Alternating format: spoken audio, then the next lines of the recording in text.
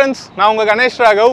இன்றைக்கி நம்ம காஞ்சிபுரம் மாவட்டத்தில் காஞ்சிபுரத்துக்கு ரொம்ப பக்கத்தில் இருக்கிற தாமல் அப்படின்ற ஒரு ஊருக்கு போக போகிறோங்க. அந்த ஊரில் ஒரு முக்கியமான ஒன்றும் இல்லை, 2 சிவன் கோயில்கள் இருக்குது. ரொம்ப முக்கியமான கோயில். அந்த கோயிலுக்கு போயிட்டு அந்த கோயிலோடைய புராணம், வரலாறு, சிறப்பம்சம் அது அனைத்தும் இந்த காணொலியில் இருக்க போது. வாங்க அந்த கோயிலுக்கு போகலாம். வராகீஸ்வர திருக்கோயில் தாமல். இந்த வராகீஸ்வரர் திருக்கோயில் சிவன் கோயில்களில் ஒரு வித்தியாசமான ஒரு சிவன் கோயில் அப்படின்னு சொல்லணும். ஏன்னா இங்கே இருக்கிற சிவபெருமான் ஒரு வித்தியாசமான அம்சத்தில் இருக்கிறாரு. சிவனும் விஷ்ணுவும் ஒன்றான ஒரு ரூபத்தில் இங்கே சிவபெருமான் இருக்கார். என்னடா சொல்கிற அப்படின்னு நீங்கள் யோசிக்கலாம். இந்த காணொலியை முழுமையாக பாருங்கள், நான் என்ன சொல்ல வரேன்றது உங்களுக்கு புரியும்.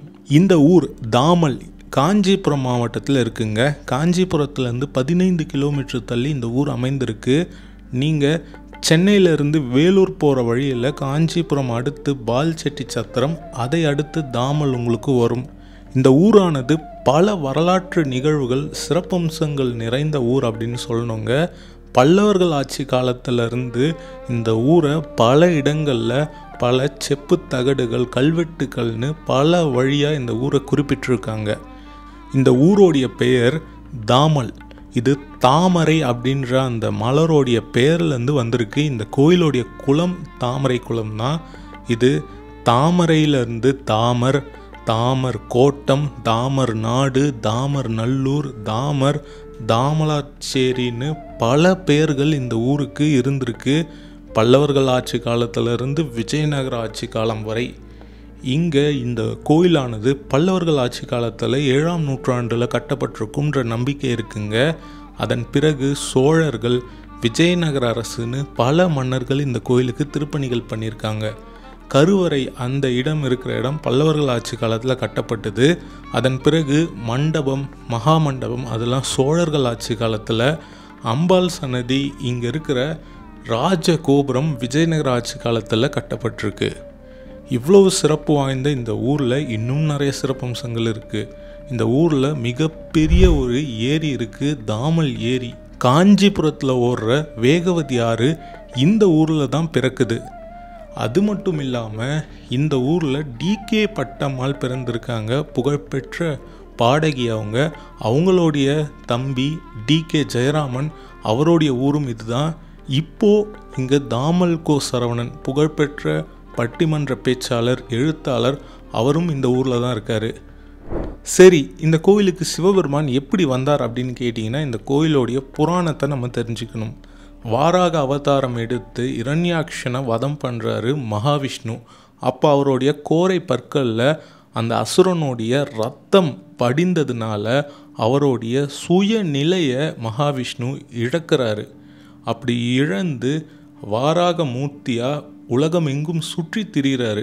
தேவர்கள் நீங்கள் வைகுண்டத்துக்கு திரும்பணும்னு கேட்க அதெல்லாம் அவர் பொருட்படுத்தாமல் தன் நிலை மறந்து உலகம் எங்கும் சுற்றி திரிகிறாரு. தேவர்கள் போய் சிவபெருமானிடம் முறையிடுறாங்க. சிவபெருமான் ஒரு வேடன் ரூபத்தில் வாராகமூர்த்தியிடம் போர் புரிந்து அந்த கோரை பற்களை உடைக்கிறாரு. அந்த பற்களை அவர் மாலையாக அணிவிச்சுக்கிறாரு. அதன் பிறகு தன் நிலை அறிந்த மகாவிஷ்ணு இந்த வாராக ரூபத்திலேயே இங்கே இருக்கிற சிவபெருமானுக்கு இங்கே தாமரை குளத்தில் இருக்கிற நீலோத்பாலா மலர்களை கொண்டு அவரை பூஜிக்கிறார். அதன் பிறகு சிவபெருமான் அந்த சிவலிங்கத்தில் சங்கு சக்கரம் பதிந்தா மாதிரியான சிவலிங்கமாக மகாவிஷ்ணுவும் சிவனும் ஒன்றாய் அருள்பாலிக்கும் விதமாக இந்த ஒரு கோயிலில் இங்கே நமக்கு காட்சி தரார். இந்த ஊரோடைய பெயர்கள் நான் எப்படி முன்னாடி சொன்னனோ அதே மாதிரி இந்த சிவபெருமானுக்கு சோழர்கள் ஆட்சி காலத்தில் திருப்பன்றீஸ்வரம் உடையார் அப்படின்னு சொல்லி பெயர் இருந்திருக்கு. பன்றினா வாராகம், அதை குறிக்குது. அதனால் திருப்பன்றீஸ்வரம் உடையார் அப்படின்னு சிவபெருமானுக்கு பேர் இருந்திருக்கு. அதன் பிறகு விஜயநகர ஆட்சி காலத்தில் தாமர் உடையார் அப்படின்னு இன்னொரு பேரும் இருந்திருக்கு. இப்போது இந்த கோயிலுக்கு, இந்த சிவபெருமானுக்கு வாராகீஸ்வரர் அப்படின்ற பேர் இருக்குங்க. இப்போ நம்ம இந்த கோயிலுக்கு போகலாங்க. இந்த கோயிலில் இருக்கிற வடிவமைப்பு, அந்த கட்டுமானம், அது அனைத்தையும் நம்ம ஒன்று ஒன்றா பார்க்கலாம் வாங்க.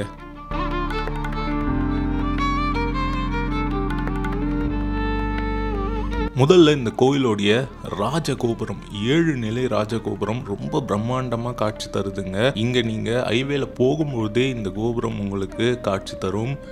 இந்த கோபுரத்தில் சிவபெருமானுடைய புராண சிற்பங்கள், தசாவதார சிற்பங்கள்னு நிறைய சிற்பங்கள் சுதை சிற்பங்களாக இருக்குது.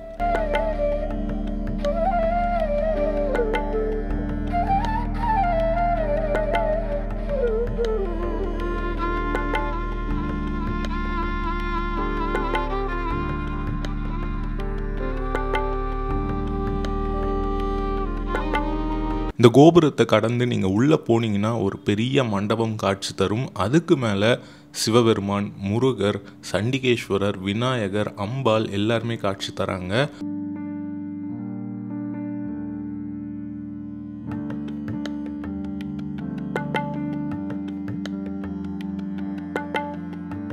அந்த மண்டபத்துக்கு முன்னாடி வலது பக்கத்தில் விநாயகர் சன்னதிங்க. விநாயகருக்கு எதிர்த்தாப்லேயே முருகப்பெருமானுடைய சன்னதி.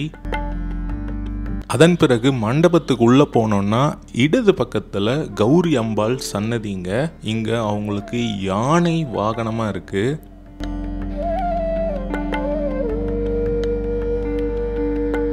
இந்த மண்டபத்தில் பல அற்புதமான சிற்பங்கள், தூணில் புடைப்பு சிற்பங்களாக இருக்குது.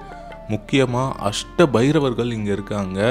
அது மட்டும் இல்லாமல் நிறைய புராண சம்பந்தமான சிற்பங்கள் இங்கே புடைப்பு சிற்பங்களாக இருக்குங்க. நம்ம இந்த மண்டபத்தில் இருக்கிற சிற்பங்கள், நவகிரகம் அனைத்தையும் தரிசனம் பண்ணிட்டு உள்ளே போகிறோங்க. இந்த கோயில் மேற்கு நோக்கி இருக்கிற ஒரு சிவன் கோயில். சிவன் கோயில்கள் மேற்கு நோக்கி இருக்கிறது ரொம்ப சிறப்பான விஷயம், அரிதான விஷயம் அப்படின்னு சொல்லணும். அதில் இந்த கோயிலும் ஒன்று. கருவறைக்கு முன்னாடி இருக்கிற மகா மண்டபத்தில் வாராகமூர்த்தியோடைய புடைப்பு சிற்பம், அவர் வணங்கி கொண்டு இருக்கிற மாதிரியான ஒரு புடைப்பு சிற்பம் இருக்குங்க. சுவாமியை தரிசனம் பண்ணிட்டு நம்ம பிரகாரத்தை சுற்றி வரோங்க. முதல்ல வடக்கு நோக்கி இருக்கிற கோஷ்டத்தில் துர்கை அம்மன் இருக்காங்க. அடுத்து சண்டிகேஸ்வரர் சன்னதி. அதன் பிறகு பிரம்மதேவர் இருக்காருங்க.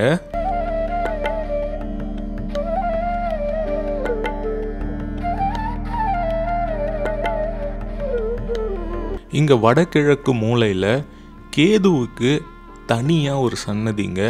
இந்த கோயில் ராகு கேது பரிகார ஸ்தலமா விளங்குது.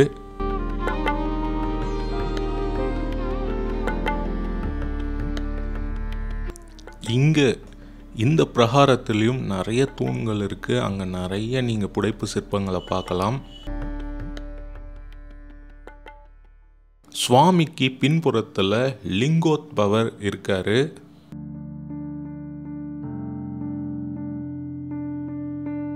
அந்த பின்புற சுவற்றில், அந்த பின்புறத்தில் அதிஷ்டானத்தில் கல்வெட்டு குறிப்புகள் இருக்குங்க. இது விஜயநகர பேரரசு ஆட்சி காலத்தை சார்ந்த கல்வெட்டு குறிப்புகள் அப்படின்னு சொல்லப்படுது.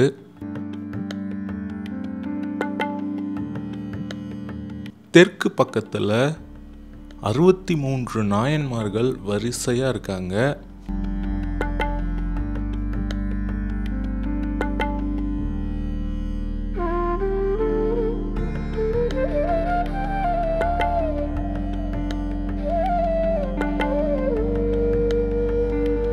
கோஷ்டத்தில் தக்ஷணாமூர்த்தி இருக்காருங்க. அடுத்து விநாயகர் நித்திய விநாயகராக இருக்காரு. இப்போ நம்ம அடுத்த பிரகாரத்துக்கு வந்துட்டோங்க. ரொம்ப அழகாக இந்த கோயிலில் மரங்கள், செடி கொடிகள் ரொம்ப அழகாக மெயின்டைன் பண்ணிட்டு இருக்காங்க. வாவ், ரொம்ப அழகாக இருக்க கோயிலுங்க இது. ரம்யமாக இருக்குது. மரங்கள், அதுக்கப்புறமா அந்த கோபுரத்தோடைய நல்லா வண்ணம் தீட்டி நல்லா அழகாக இருக்குது.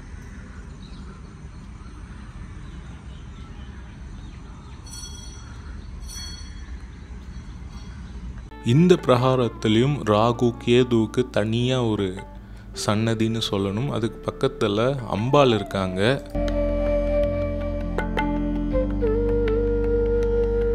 இந்த கோயில் அவ்வளோதாங்க. ஆனால் நான் முன்னாடியே சொன்ன மாதிரி இன்னொரு சிறப்பான சிவன் கோயிலுக்கு நம்ம போகிறோம். இந்த கோயிலுக்கு எதிர்த்தாப்புலேயே அந்த கோயில் இருக்குது. அந்த கோயிலுடைய பெயர் நரசிங்கேஸ்வரர் கோயில். இங்கே எப்படி வாராகமூர்த்தி இந்த சிவபெருமானை வணங்கி இருக்காரோ அதே மாதிரி அங்கே இருக்கிற சிவபெருமானை நரசிம்மர் அவர் நரசிம்ம அவதாரத்தில் வணங்கிய சிவபெருமானுங்க. அவரை தான் நம்ம போய் தரிசனம் பண்ண போகிறோம்.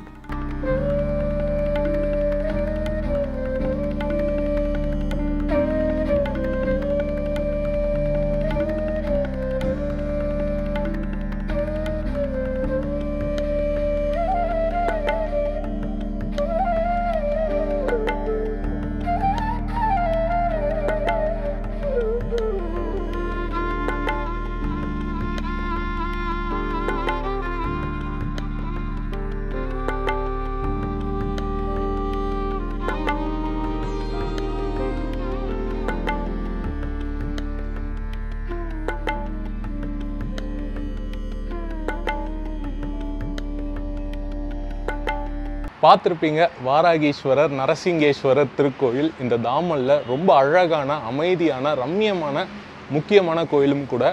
பெருமாள் அவருடைய அவதாரத்தில் வணங்கிய திருக்கோயில்கள்.